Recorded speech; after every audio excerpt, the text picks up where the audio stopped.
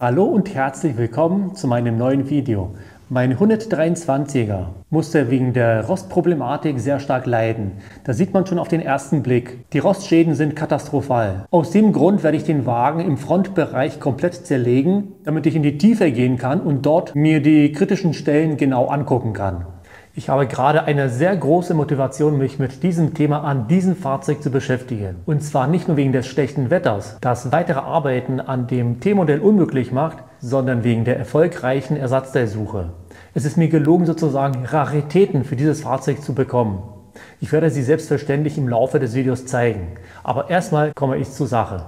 Im ersten Schritt werde ich das Zwischenstück abbauen. Es ist normalerweise mit 2 Kreuzschlitzschrauben befestigt. Die eine sieht man hier noch, die andere wurde leider von dem Rost aufgefressen. Und die dritte Schraube befindet sich hier in der Mitte.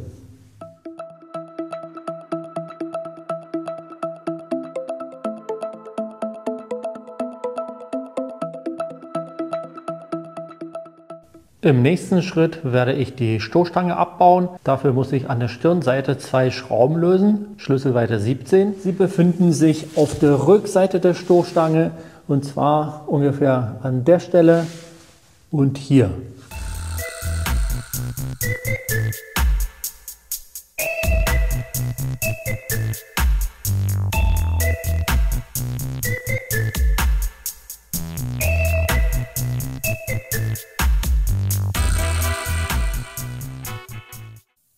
Jetzt schaue ich mir die Stoßstange an.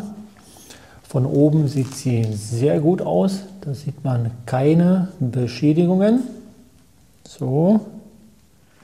Jetzt werde ich sie umdrehen und dann schaue ich mir die Rückseite an. So, ganz vorsichtig.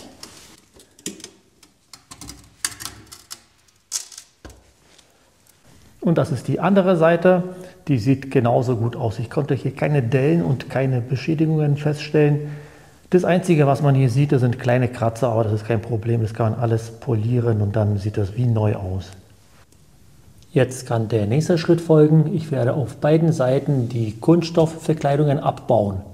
Sie sind mit 6-Kant-Schrauben befestigt, Schlüsselweite 10, die sich hier drin befinden. An der Fahrerseite habe ich hier einen starken Rostschaden. Da wurde die Halterung schon teilweise zerstört. Deshalb wird die Demontage oder der Abbau deutlich schneller gehen.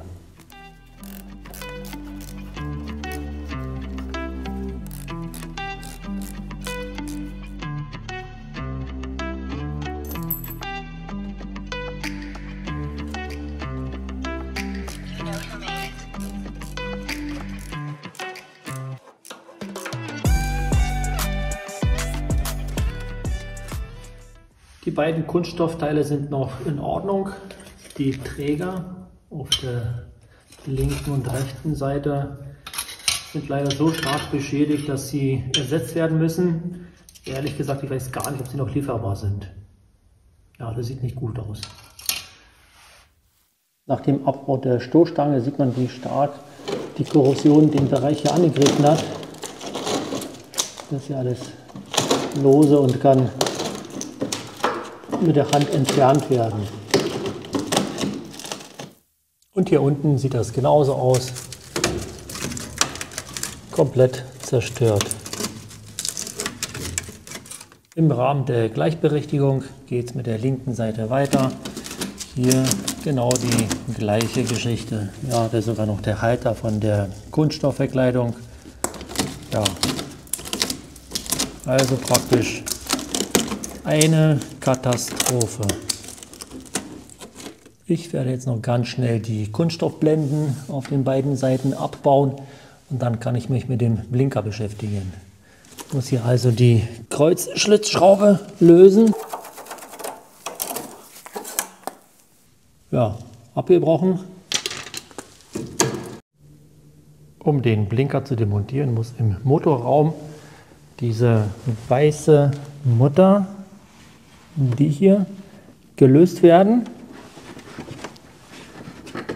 Ja, das ist ganz schlechter Zugang, aber das geht. Ja, so, und jetzt kann der Blinker entnommen werden. Jetzt muss ich den Blinker von innen nach vorne drücken, am besten an dem Gewinde, an dem die Kunststoffmutter befestigt wurde. Genau, jetzt ist er draußen. Jetzt muss nur noch das, genau, jetzt muss das Kabel abgezogen werden. Ja. Und da sieht man die beiden Schnapper, die sitzen hier in dem Scheinwerfer drin. Deshalb immer schön vorsichtig gerade nach vorne schieben. Die andere Seite funktioniert genauso, deshalb werde ich das jetzt nicht zeigen. Was ich aber an der Stelle zeigen möchte, das sind die beiden Blinker, die ich ausgebaut habe. Die sind original und im Top-Zustand. Keine Beschädigungen, wirklich sehr schön. Jetzt kann es weitergehen und zwar mit dem Scheinwerfer. Dafür muss ich an der Stelle die beiden Kreuzschlitzschrauben lösen. 2 weitere Schrauben befinden sich auf der anderen Seite. Hier oben eine, die zweite da unten, ebenfalls Kreuzschlitz.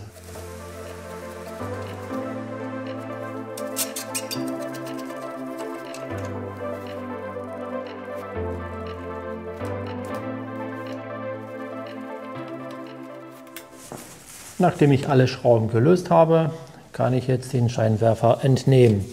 Den ziehe ich einfach vorsichtig nach vorne. Ja, jetzt habe ich Zugang zu den Kabeln. Ich beginne mit der Unterdruckleitung. Die wird einfach entfernt und anschließend ziehe ich den Stecker ab.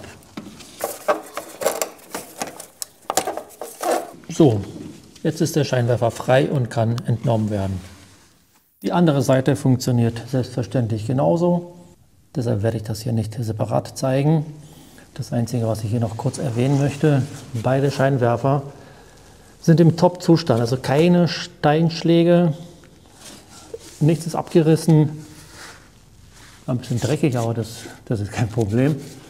Ja, sieht top aus. Also beide sehen top aus und sind original. So langsam sieht man den Fortschritt am Fahrzeug. Ich werde im nächsten Schritt die beiden Kotflügel abbauen und da wird man auf jeden Fall an dem Fahrzeug mehr sehen können. Um den Kotflügel abzubauen, müssen folgende Schrauben gelöst werden. Hier in dem Motorraum sind es 7 Schrauben, Schlüsselweite 10. Weiter geht es vorne und zwar an der Stelle, wo der Blinker sitzt. Da befindet sich eine Schraube, auch Schlüsselweite 10 mm. Hier befinden sich 2 Schrauben, einmal, zweimal, beide Kreuzschlitz. Weitere Schrauben befinden sich in dem Spalt zwischen dem Kotflügel und der Tür. Das sind 3 Stück.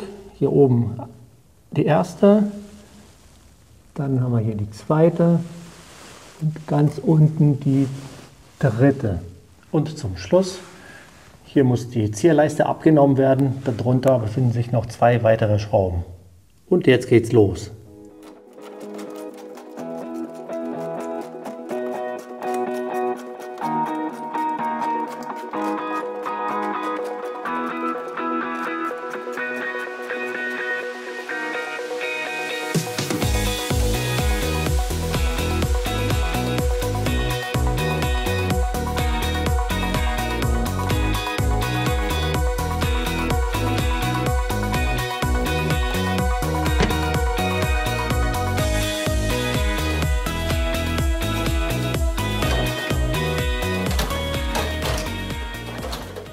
Ich bin jetzt an der Stelle angekommen, wo ich den Innenkotflügel abbauen kann.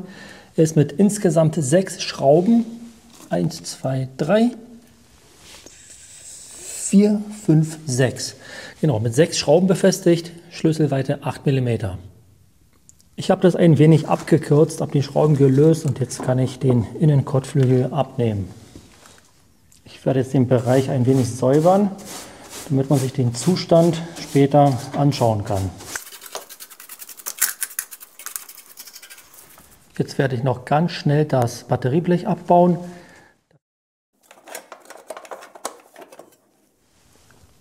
Und das war schon das letzte Teil, das ich heute abbauen wollte. Und jetzt werde ich mir den Wagen anschauen. Ich werde mit dem Front beginnen. Hier an dem Blech habe ich 2 Roststellen gefunden. Hier unten aber der Halter von dem Kühler ist durchgerostet. Der muss auf jeden Fall ausgetauscht werden. An der Beifahrerseite haben wir die gleiche Problematik. Hier auch ein Rostschaden. Sieht schon etwas schlimmer aus. Wahrscheinlich muss hier geschweißt werden. Ansonsten unten der Halter, der sieht auch nicht gerade fit aus. Ansonsten der Rest sieht eigentlich ganz gut aus. Gar kein Rost, keine Beschädigungen. Jetzt geht es mit dem Radkasten weiter. Ich werde mit der Beifahrerseite beginnen. Hier sieht alles sehr gut aus. Nicht mal Rostansatz, alles sieht sehr schön aus. In dem Bereich sieht es schon etwas anders aus. Hat man leichten Rost. Und hier unten die Schwellerspitze ist durchgerostet. Die muss auf jeden Fall instand gesetzt werden. Genauso wie die Wagenheberaufnahme, aber die hat man schon vorher gesehen. Hier drin kann man nicht meckern. Das sieht wirklich ganz gut aus.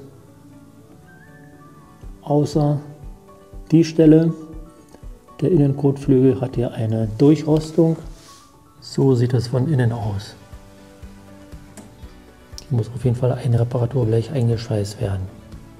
Jetzt haben wir den Bereich, wo der Batteriekasten eingebaut war.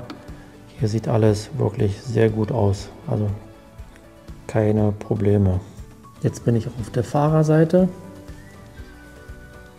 Hier sieht es auch sehr gut aus. Jetzt weiter nach hinten. Jetzt aus der anderen Perspektive. Also bis dahin sieht es wirklich sehr gut aus. Hier eine Etage tiefer fängt es schon langsam an. Und die Schwellerspitze, genau wie auf der anderen Seite, die muss instand gesetzt werden. Genauso wie die Wagenheberaufnahme. Jetzt kurz noch in den Motorraum gucken. Der Innenkotflügel sieht top aus. Keine Schäden, alles original. Jetzt noch kurz unter dem Wasserbehälter schauen.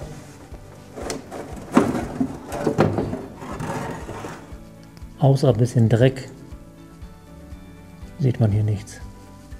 In dem Radkasten kann man auf den ersten Blick auch nichts Kritisches erkennen. An die Stelle, das muss ich mir dann genauer angucken. Im Großen und Ganzen sind es alles Sachen, mit denen ich gerechnet habe. Das sind also keine Überraschungen. Ich bin aber gespannt, wie du darüber denkst. Schreib mir bitte deine Meinung per Kommentar. Und jetzt zeige ich noch die Teile, die ich letztens gekauft habe. Ich werde mit den kleineren Teilen beginnen. Und zwar habe ich hier bei Mercedes den Schaltknauf gekauft. Und als nächstes habe ich auch die Schaltmanschette, auch original von Mercedes. Aber das, was mich am meisten freut, das sind die originalen Kotflügel, links und rechts, original von Mercedes. Also die neuen Kotflügel, die werden mir auf jeden Fall die Arbeit erleichtern. Ich habe mich richtig gefreut, als ich sie bekommen habe. Wenn dir dieses Video gefallen hat, dann werde ich mich freuen, wenn ich von dir den Daumen hoch bekomme. Und wenn du weitere Videos von mir sehen willst, dann abonniere meinen Kanal. In diesem Sinne, bis zum nächsten Mal.